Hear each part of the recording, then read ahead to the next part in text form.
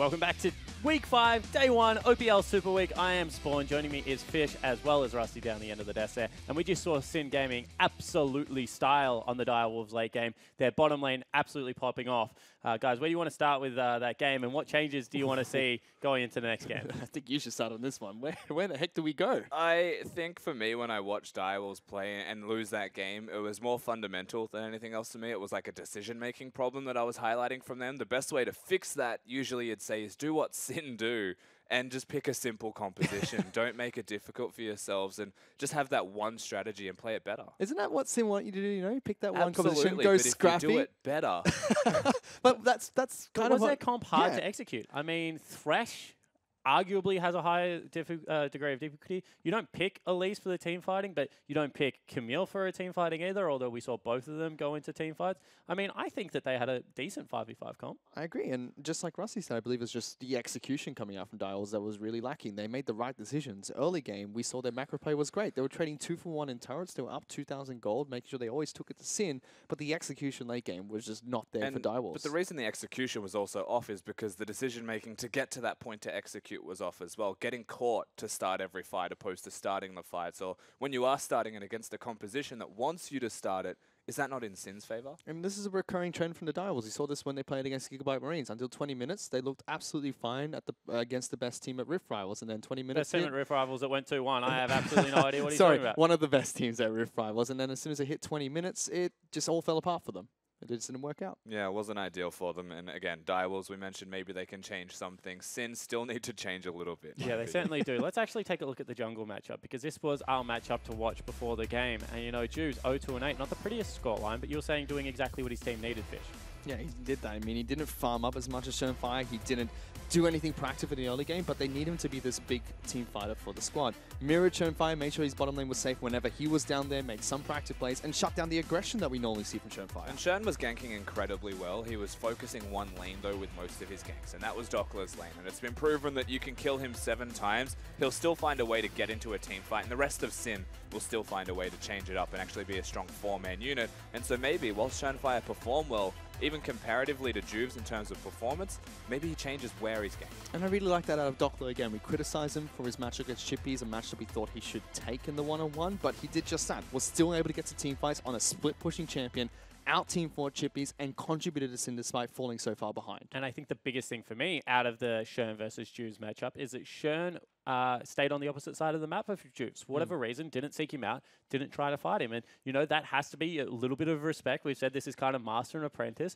and the pathing out of Juves was actually quite good. Yeah, it actually was very good. They did vertical jungle clears at the start. He was always at the right place at his winning lane, and I feel like, whilst I don't want to fault Shenfire's pathing, Juves did it well. And basically, they were identical to each other on the opposite sides because they were at their winning lane. No one was helping the losing lane. They were all helping their winning lane. Now I want to see if Juice can do the exact same thing in game number 2, because we know he's an up and down performance jungler. If he can continue this great performance, it might set up Sin for success against Direwolves. Certainly should be able to. Maybe the one lane that did lose on Sin Gaming, however, was their top laner Dockler. Let's take a look at the head-to-head and how exactly he went against Chippies, because Chippies, especially in that early stage of the game, was doing his role, and you can see actually wasn't dying and was a big team fight presence, you know, with the locket, with the stone plate. This was huge because Jarvan doesn't do well in lane until he goes back and picks up his tier unless he's in some certain matchups. Camille's not one of them. He was already 30 CS up, and about 15 minutes into the game, he was 1,300 gold ahead of ahead of Dockler, and Camille couldn't do anything, even after she picked up the Ravenous Hydra. Yeah, look, Chippy's farmed well. He seemed to team fight perfectly fine. The cataclysms were hitting multiple people,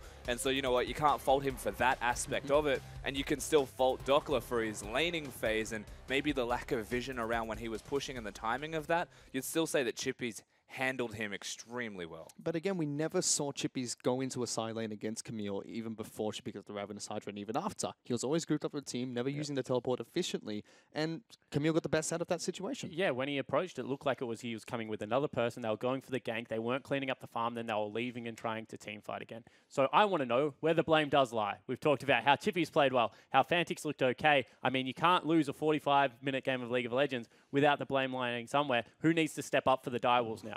I honestly think that was a team thing there. The Direwolves looked shaky in multiple parts of the map. I don't think there's one person you're really going to be like, this guy needs to step up. I feel like everyone in the Direwolves really needs to get their heads together. Do you know what I'm going to say? What?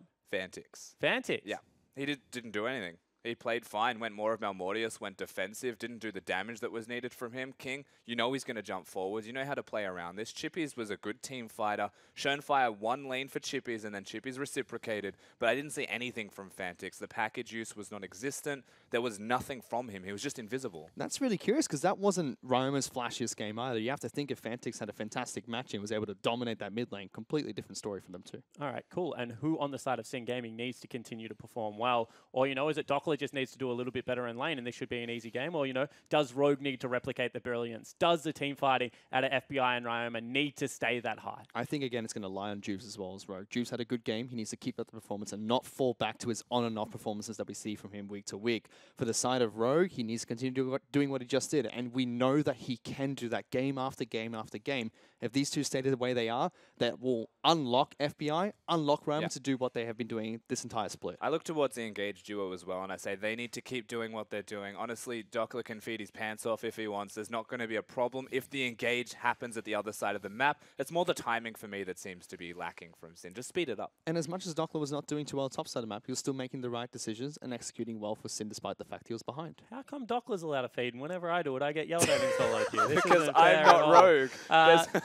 Okay, cool. So we've kind of set up this narrative. Sin going into Super Week. Lots of people just, you know, palm it off to the side. It's a coincidence. They say there's nothing towards it.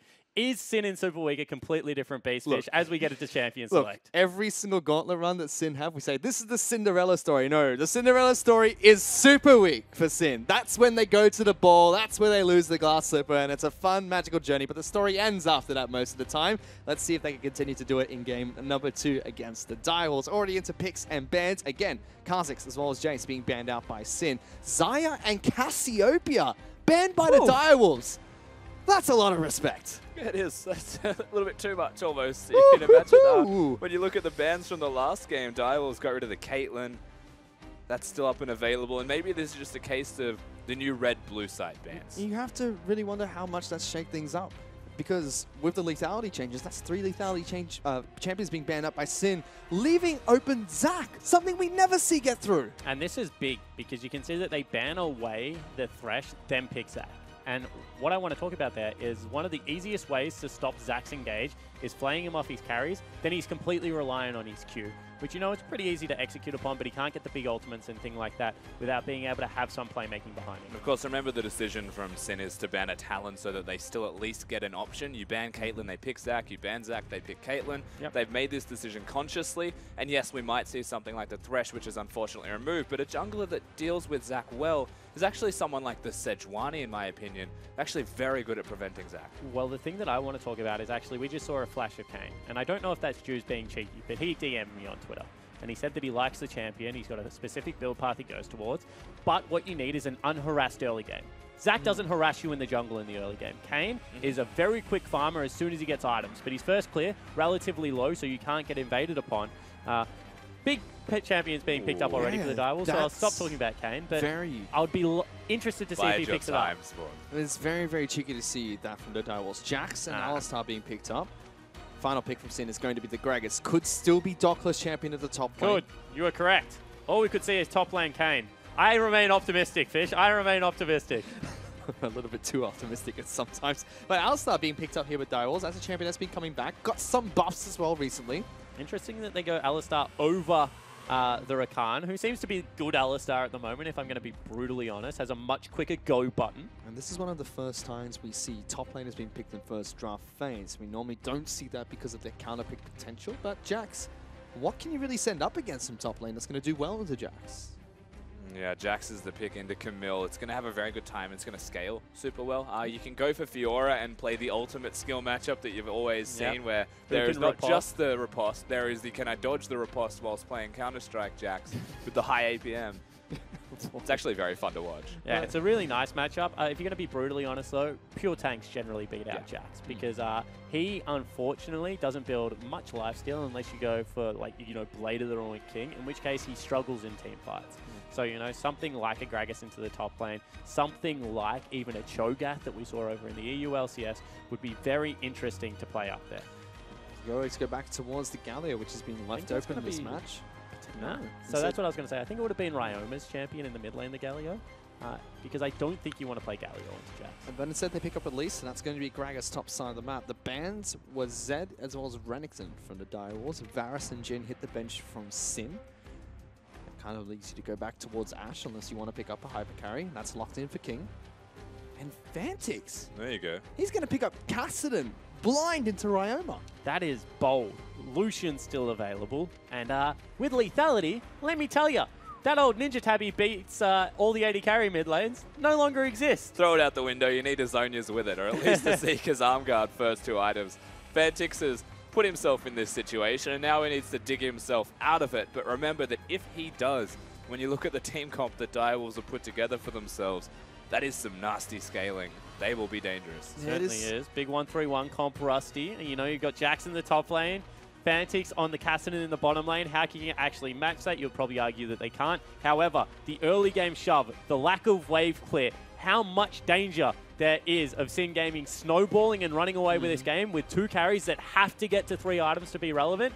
This is a bold move coming out of Sharp. I mean, is this disrespectful almost coming up from Sharp? Because that's This showing... is what he did versus the Marines, mate. Yeah, this is- 100% it's disrespectful. This is showing both his solo lanes blind. Yes, they got Zac as a powerful pick, but that's about it. King of Destiny relegated to utility bot lane as well. Yeah, a lot of this is like, can we just survive? Are Sin good enough to end a game? We just watched a game with them go super late. They have to hit their late game team fighting. And if it gets to that stage, then Dire Wolves should have a slight advantage. But with the comp they've got now, they win early very easy. I mean, at the end of the day, if you pick no wave clear, melee on your support, melee on your jungler, and then Ashe to hold turrets in a 1-3-1 comp, I don't know what else it is if it's not disrespect. See, if I was Dire Wolves in this case, to fix my draft just a little bit more, I would have had a Kalista, not the Ashe, just so that your Alistar can be engaging, can be frontlining, and try and take these opportunities to push people back or find picks. Also means that one Rakan, combo doesn't kill your support and therefore win you the game. Yeah. Back against the wall for Dire Wolves and Sin, I like their draft a lot. Yeah, very almost disrespectful or cocky coming out from Dire Wolves. Let's see if the gamble pays off for Sharp and his squad, whereas Sin, stock standard, picking up really, really interesting champions to kick things off. We already have a tweet coming as we head on to Summoners Rift. What percentage of coaches' role in theory crafting compared to straight-up analysis of your opponent? So the way I interpret this question is how much do you put into, the actual champions, the games, what strongs, what items should you buy, what's gold efficient, versus how much real do you watch of the team and try and pick up their tendency? And I'm going to say that depends on your players.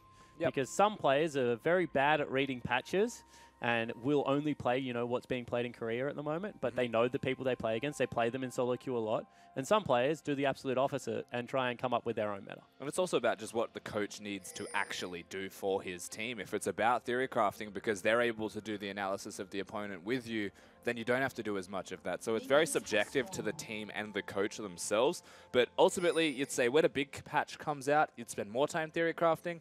And then when you've got a super week that's maybe very important for the standings, maybe less time on that patch, more time on your opponent just to beat them out. Also depends the time of the season, right? As we see a little bit of a stack coming in here, Zac going to get invaded on. If it's playoffs and you're only playing against one team that week, I would say 90% of your job is to figure out what you're doing against that team. Yeah. The best coach is always able to adapt as well if they need to. Meanwhile, this engage going to spark a brawl very early. Surefire ignited. Flash forward from FBI. Pops him. He's got no flash getaway. He's in the Blobbloods. Headshot charged up by FBI. Going to be deterred back away by Destiny as well as King. They're still trying to leash this red buff and will get it back for Surefire. But that's very big to kick things off. Yeah, some of the spells used and they actually don't kill Shern. So they delay his pathing. Maybe now Jubes can get in and go for an invade. But they also lose out on creeps in the mid lane. So that puts Ryoma a little bit far behind Fantix. Yeah. Don't know if that's actually worth. I think they should have committed. If the game progresses and they find Shonefire again, it might be.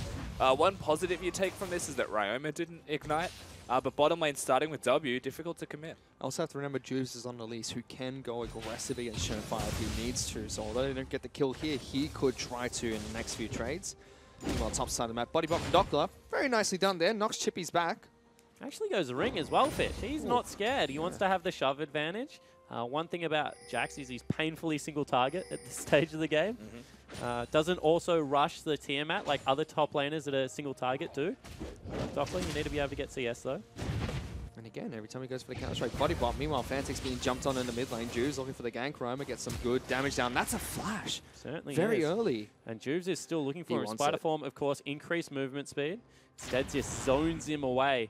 And with no flash available and potentially teleport going to go down, that is a repeat gank if I have ever seen one. Certainly is. Of course, the teleport's there from Fantic, so the best way to play this one out if you're Juves is maybe Gromp scuttle back to mid lane, rinse and repeat after Ryoma has come back with his items.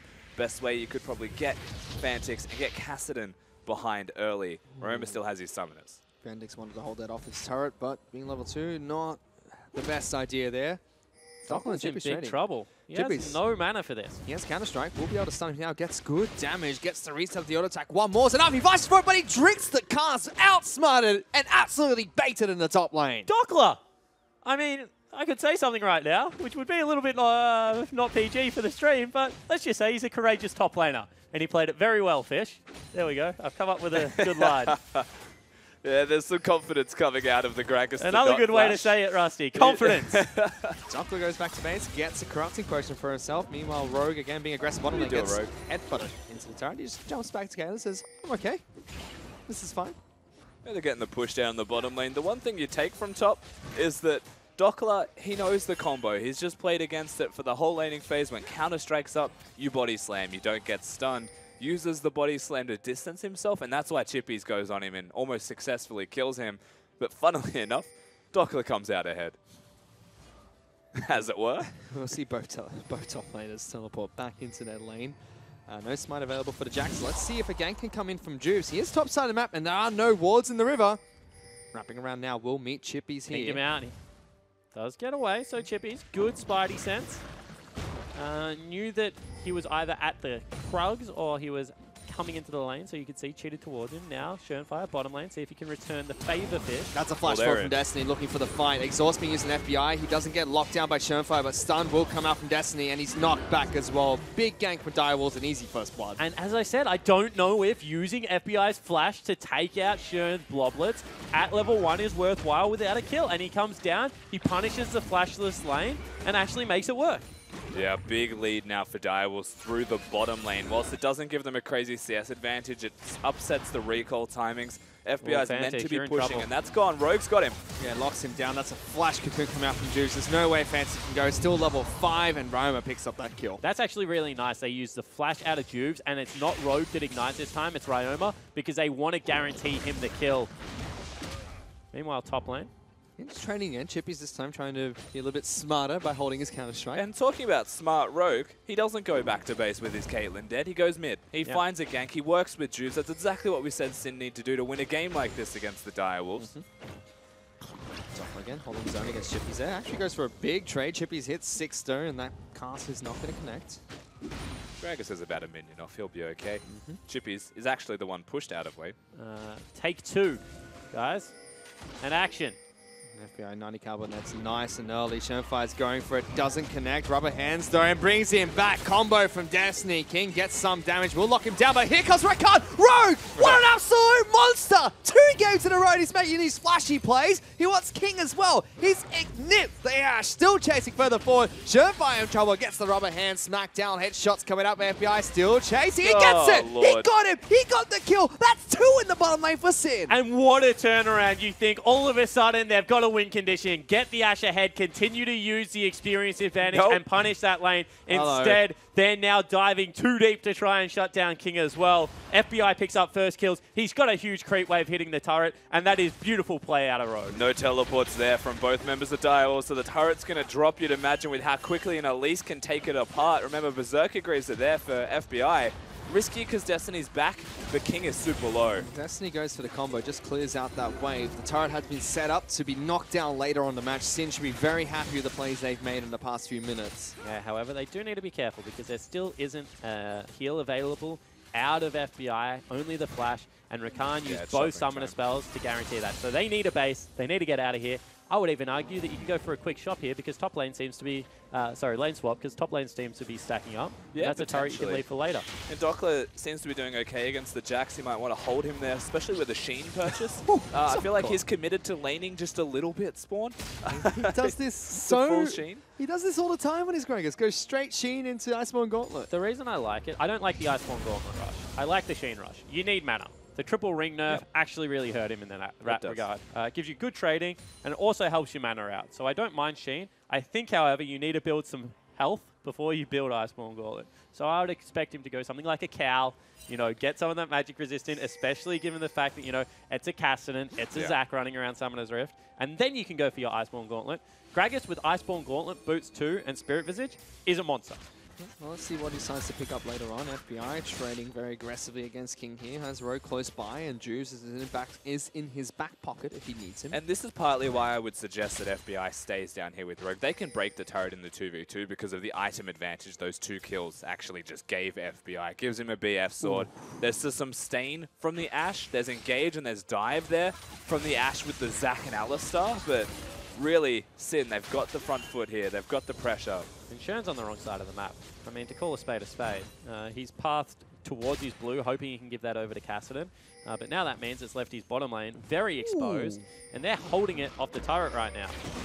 So Repel can now choose to get away from that. Jumps over towards Ocean Dragon. He's A-okay. Meanwhile, bottom lane outer turret has been taken down. They don't deny as many minions as they wanted to. Ryoma was spotted on that ward. He will be spotted now, but Chippies is already very low. Are up. And he's got his ultimate available as well. Jumps in. Chippies will get the counter strike. Uses the piercing light. Ignite is being used. Ryoma flashes forward. That's a solo kill in the top lane for Ryoma. Absolutely massive out of Ryoma. He gets the rotation. The wave was stacking up, as we said, and now you're teleporting towards a lane as Kassadin.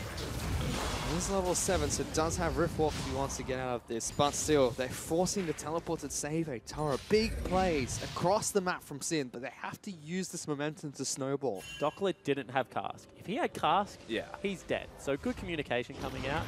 I mean, ultimately they know that. Dockler, you can't stick around. He's a Kassadin. He ignores your damage. I mean, it's Ninja Tabi's on the Kassadin, so the mana's not going to be there consistently, but Dockler will not actually pierce any kind of magic shield. This does still buy time, where again, no teleport for Fantix in the mid lane. And this is what I was worried about. You got no wave clear. Caitlyn, if she gets ahead, she's going to start taking pop shots at your turret. And how do you actually defend against this? You don't want to go into a 1-3-1 at 10 minutes into the game. This is something that we talked about when we started the show, Spawn. Caitlyn has got some nerfs. You have to pick her into team compositions that fit, which is where she can siege turrets. Dials are gifted this. It was the first pick from Sin. I was like, well, let's not pick any wave clear. Allow her to do exactly what Caitlyn wants. And it's turning out to be really heavily in Sin's favor to kick things off. And now you've got a Kassadin with no mana, as Rusty was mentioning, heading towards one of the longest lanes in Summoner's Rift against what is nearly Blade of the Ruined King, picked up by Ryoma. He hasn't got Summoner spell, so maybe he has to respect the Zac also in that lane. Ooh, Arrow not going to connect. FBI sidestep, so we'll still get knocked back to his minions, but Rogue is here to keep him healthy. Knocked back again by Shernfire. Flash over the wall. Good flash by FBI. Chippies can't get in amongst it. Teleport cancelled by Doppler as well. Out Fantix, by the way. Takes some damage. He's going to look to lift, walk away. Ignite, but too much damage comes out, and Ryoma goes on a killing spree. Dashes forward, gets Shernfire down very low as well. And Ryoma is popping off on Summoner's Rift. 3-0-0. Mid lane Lucian, he gets the counter pick into the Kassadin, and boy oh boy, is he making it work. Ryoma is nuts right now. With the top lane set up, the mid lane set up, Direwolves are just left trying their best to respond to the consistent pressure being placed down by Sin, and they put themselves here. And we talk a lot about coaches in draft. I do not understand how you pick double melee and Ashe into 3 ranged. You know that they're going to look to siege turrets. You just have no access to that mid lane. There's no way you're going to be able to stop it. Now they can just march top. They can march wherever they want. And unless the engage is perfect, that 3-man unit will live. Yeah, I mean, frankly, as well, when you look at this, the Kassadin pick, it felt premeditated. It feels like Direwolves have said we are 1-3-1-ing. Just with how quickly it was locked in, there was no hesitation. But if I'm going to do that, I'd pick Corki again, and I'd probably just run it with a teleport. Yep. Again, feels very disrespectful from the walls. 3,000 gold behind. They still scale up, but the question is, can Sin continue to snowball? Blade of the Ruined King has been picked up by Ryoma. It's going to be Iceborne Gauntlet picked up by Doppler. So maybe he's far enough ahead. I mean, he's got global gold from 2 turrets at this stage of the game. Yeah. Fantix, ooh, Rogue almost predicts that Rift Walk. A good side step from Fantix gets him out of a sticky He situation. is lucky he did not have the quickening because he has flash available. He had everything else up fish. Quickening into knock-up into Caitlyn trap probably would have mean that Fantix died again. And at this stage of the game, if you're Fantix, you cannot afford to fall any further behind. Okay, that is a 12-minute Iceborne Gauntlet there by Dockler. He's actually completed the item going straight down towards the bottom lane. Sheen still being sit on by Chippy. It just feels bad. Stinger. Are just watching the game lose. This outer being the third outer turret that goes down after mid already. Rift Herald's been started.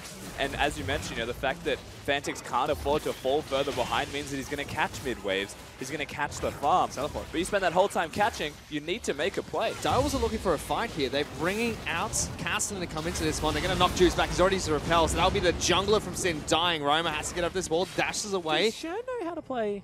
You got to hold it for a second. That's twice he's knocked people directly Yeah. up, though, not taking them back into the team. Certainly is. I don't understand that one. But you know what? Rift Herald goes over to Juves even though he dies. You'd be pretty happy with this if you Sin. I mean, you trade Rift Herald, you trade a kill for Rift Herald, as well as a teleport being taken down by Chippy. Well, it's Shern this time, though. FBI has to be careful, playing a bit respectful. Rogue is sitting in the brush, has not been spotted out by any wards. And Dockler goes straight back towards the bottom lane. Now, Sin have the teleport advantage in that split pushing lane. There's still Fantix that is coming up shortly.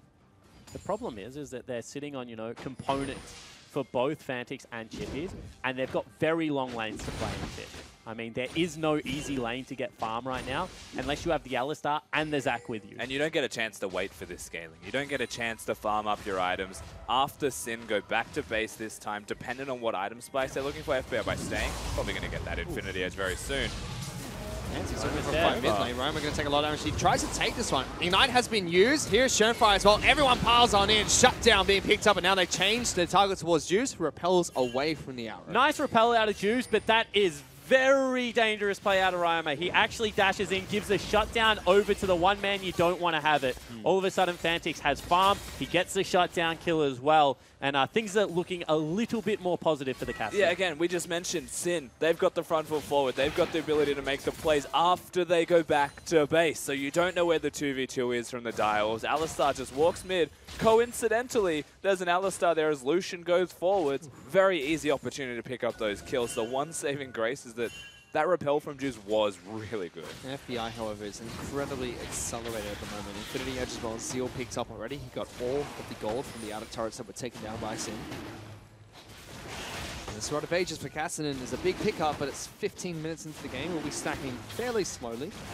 Yeah, I mean, 25 it's going to be done. Hopefully he's on his way to Lichbane by then if he really wants to be able to go to a side lane. If he's worried about the team fight still, probably will go towards something like the Arm Guard into Zhonya's Hourglass. But really, that should have been a huge tempo game for Sin. They should have been able to shop. They shouldn't have lost anything for it. They lose a shutdown, and they lose all positioning over their side lanes. You can see now, Cassidy is actually at the tier 1 top lane, looking to shove that in.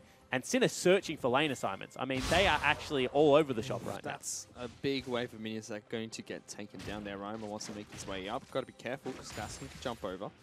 Roma going mid lane when FBI has already been around the area. Just put him top. Just make him take a couple of waves. And this is that concern where, again, Direwolves, they've got the 1-3-1. Always going to be that lingering possibility for them. Jax has Trinity Force as well and is now 30 CS ahead of Dockler, who's had a much better game this game. And Chippy's will start to take over on Jax, as you naturally do once you get your first item. And they're going to look to dive him again. And 3 members. unless Juves Lots of tanks. drops Rift Herald straight away. Dockler gonna get jumped on. Body bops, cancels it. Use of the ultimate will knock both of them back. Can Destiny get the stun? Trample charges coming through. Good flash from Dockler, and Shernfire can't deliver him back And here. the Herald's Meanwhile, out. Herald's mid lane with FBI and Caitlyn and red buff setting down traps already, and no wave clear What for are the you going to do, Wolves. Fantix? What are you going to do?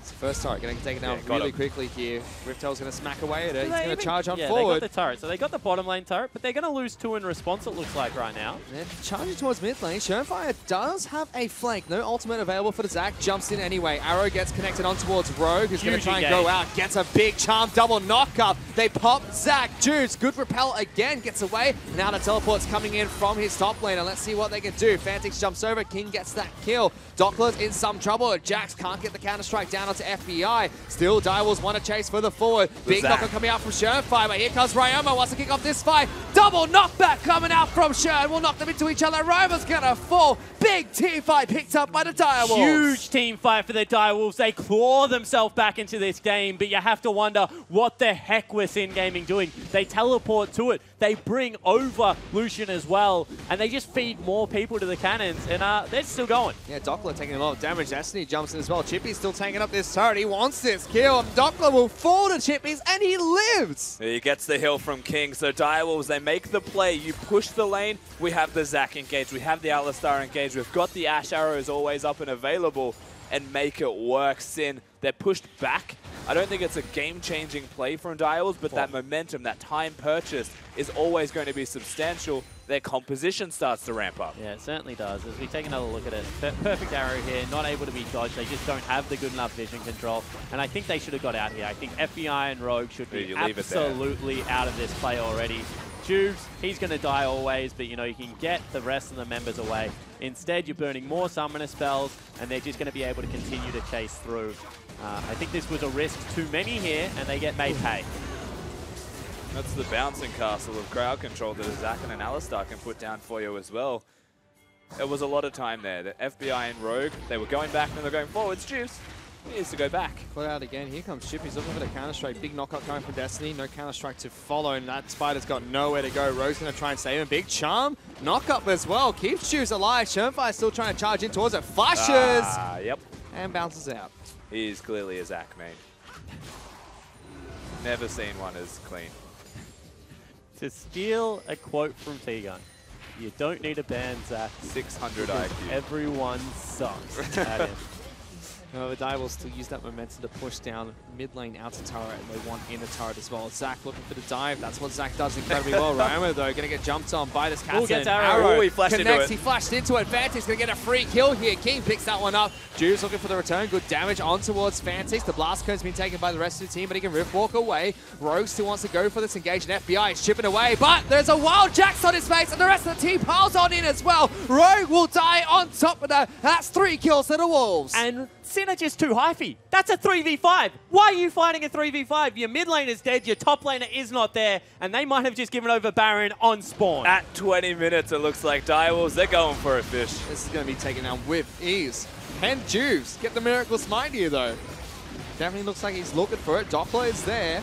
Has a double barrel combo as well. It feels possible here. Low health bars. Direwolves might stop this one, but they jump onto Juves. He's taking so much damage. Dockler going to throw the ultimate early. Juves goes in. He can't get it. And Destiny, as the angry cow he is, slams the ground and gets it. Huh.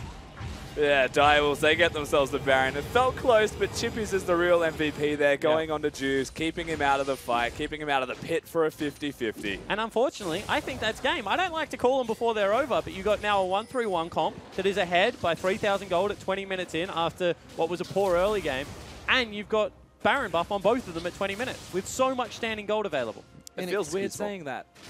It feels weird, just given the 5 minutes ago there was a lead for Sin with the comp to do it. But a Herald play seems to ultimately be their undoing. Yeah, there's no excuses in here. That's just been poor play for them this entire game. Starting off the game, questionable engage against Zac to kick things off, not going for the kill, burning flashes, costing FBI a kill. Then mid-game, they looked okay from Direwolves' mistakes, but now the team composition from Direwolves is just well and truly coming online, and there's nothing much Sin can do. And I mean, it's the lack of the vision control, not being able to spot out the flanks. Playing very risky when you should have been playing a controlled game style out of Sin. Again, Alright, Ryoma being jumped on here, still going aggressively forward towards Fantix, going to be able to lock him down. They get the kill, shutdown picked up by FBI. Kensing continuing a fight from this. Destiny in trouble, slowed up by Red Buff. Good Cocoon. Jude's going to help to pick up that kill, and against the flow, Sin get 2 picks. But it's only against the flow that they do this spot, I don't understand. I think Fire Drake's up. They're going to go mid. They can potentially take Fire Drake. They don't really need to send someone to answer Chippies just yet. He needs to do something huge though. Sin looking for this inhibitor as well as the turret. They will be able to take down the turret at least. Shernfire though is waiting for a flank. All right, now someone should be going back for Chippies. And that will be Dockler sent back to base. He's up against a Baron buff and the Jax. As soon as he goes though, Direwolves might pull the trigger. King's waiting for it. Inhibitor Right, will no fall. arrow. And Sin get the first inhibitor. They're 3,000 gold behind. And they have why an you inhibitor. don't call it, unfortunately. Yep. Fantix giveth, Fantix taketh away. Teleport is coming boy. in. They're looking to collapse. You can see Dockler's pulled off a top lane. He wants to get to the Sin lineup. They run straight towards top side of map. And Direwolves say, well, if you don't want to fight us, we'll take a Fire Dragon. Fire Dragon on Jax as well as Kassadin, so it's a pretty big deal. It's starting to heat up. I mean, they're definitely scaling. They've got that 1-3-1 still there. You're waiting for that to really be put in place, though, from the Direwolves, because, again, Sin, every single time they're on the back foot in this series, it feels like that's the moment they get the engage. And I don't know how much to credit that to Sin. They do make the great decision, as well as Direwolves being in the position to be engaged on pretty much simultaneously. And so it's that 50-50. Who scored who here? Yeah, Dockler's going to knock Chippies away from the rest of his team. And the Direwolves go for an engage, trying to lock down FBI again. He's forced to flash away. And Surefire, as well as an arrow, connects. FBI just gets deleted. And once again, Ryoma's top lane. He has absolutely no interest in fighting right now. He's probably going towards a Zeal item, wants to continue to scale up. Instead, the other 4 members of Sin, they look for the engage, the counter engage is available, and now they're going to be defending this turret 4v5. And Direwolves have a 5,000 goalie. What looked to be a disrespectful draft coming at them has turned to go in their favor. Surefire going for another engage here, deep in the back lines. Good body pop coming out from Dockler. They have to put up a last stand here against this inhibitor turret, but they don't. And King takes it down while the chaos takes place. But at the same time, they still protect the inhibitor, and they are continuing to look for this engage. Let's see if Sin can get it, because there are a lot of super minis in the mid lane. Exactly, they're threatening them, preventing them from recalling as mid pushes. Whilst they've now got FBI back as well, it feels like this is where Sin say, we can 5v5, but Rogue's caught. Yeah, he's going to charm up 2 members, tries to get over the wall, but he can't. Chippies throws the lantern into his face. They're going to look for it again. Let's see if they go for it, because the base turrets of the shambles. Direwolves are being taken down. There is always that risk that if they go a little bit too deep here, the game could be picked up. And they've pinched Sin. Sin might just lose the game right here. Double knock up from Destiny, trying to lock that FBI. There's no flash in this AD carry. Juice is in trouble. Ryma's trying to fight back against the wall, but Fantix still somehow lives. Will be taken down eventually, but there goes Shern again, straight into the backlines. Chippy still healthy. Ash Arrow connects. FBI can't fight. That's another shutdown. The Nexus is open. Nexus is open, and if they don't end here, they actually might be in trouble. So they've got 25 seconds, 20 seconds on Juice actually. Can they end? I don't think they can. If Rogue's available just to crowd control them to get his team alive, he may sacrifice. And so Direwolves, recognizing this, they will go back to base. And I still think Sin won the trade. Oh, 100%. If you lose double Nexus turret, trade 1. It's straight away. One bad play now costs you the game. Sin, however, gone from 5,000 gold down to 7,000. So gold has definitely swung in the Direwolves' favor. They'll be happy with the lead they have. This is where you get cheesy, mate. Woo-hoo. You start picking up Zrots. You know you empower a creep running down mid lane. You seen The Hobbit? All that gold that you've got means nothing in the end if you can't actually win. You send the Hobbit in. That's true. The invisible character just... We need an Evelyn. Baron's coming up in a minute 30. That'll be a big contest between the two teams. But still, Direwolves' team composition just looks so strong at the moment. But this is that Baron point. You just mentioned it, right? If you're Sin, now you've got mid lane exposed. If you win a team fight at the Baron, the game's over. Whereas if you're Direwolves, you need the minions to be set up bottom. Even beyond that, if you go even in a team fight, but end up on the wrong side of the map, you probably still lose the game. Yeah. Because someone's just going to stop recalls. The other 2 people are going to start smacking down that Nexus.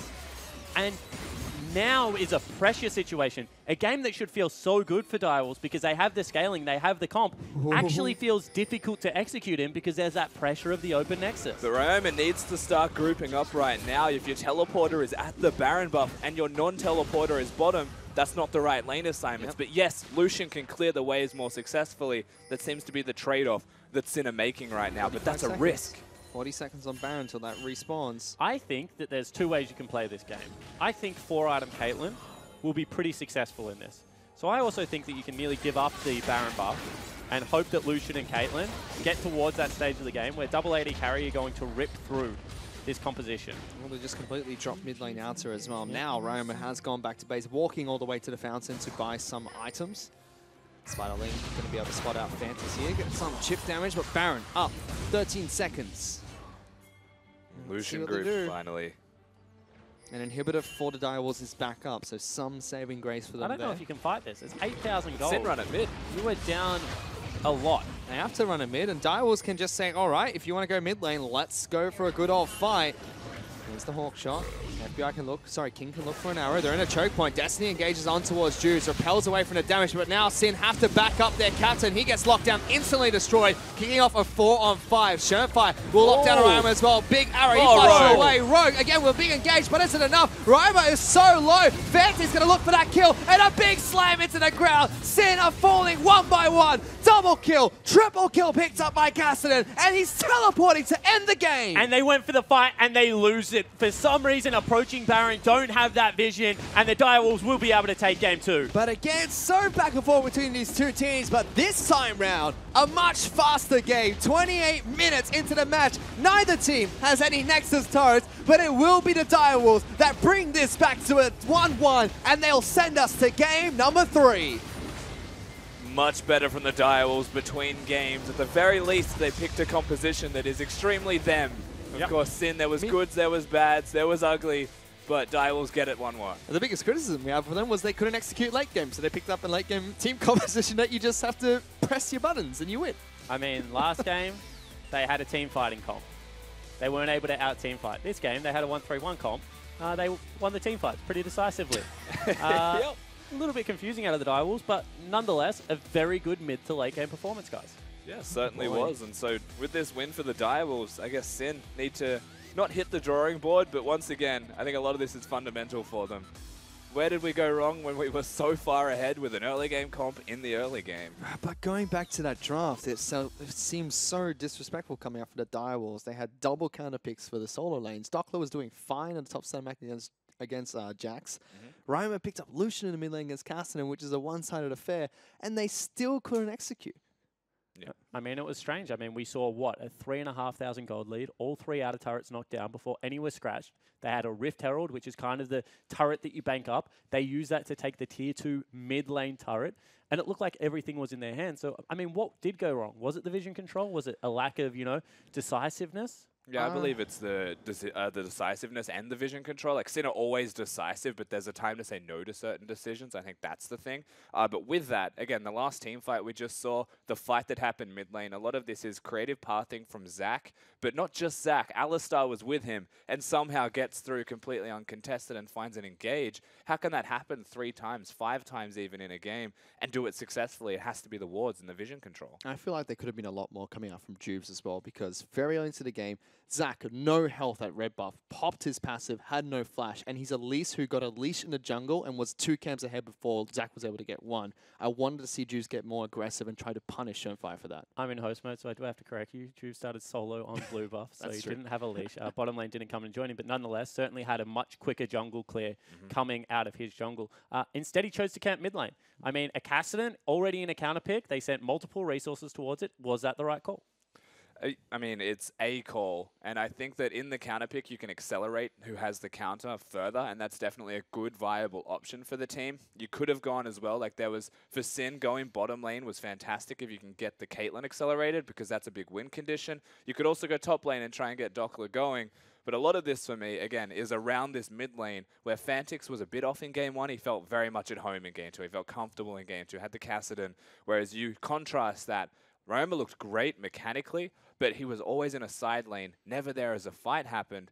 And that to me is a decision-making error perhaps from the Lucian as to where he is and why he's there. And Chippy's had a much better game as well. This time round, he was split pushing effectively, always up against Dockler, teleporting when he needed to. Dockler this time fell into the same problem we saw Chippy's had in game 1, which is always with the team when his teleport's up. Yeah, it was certainly a strange game, but we figured it out. Put Chippies on a split pusher and you will win the game. So Direwolves pick up that second one. Before we go to this break, we're going to throw you some highlights and we'll be back for game 3.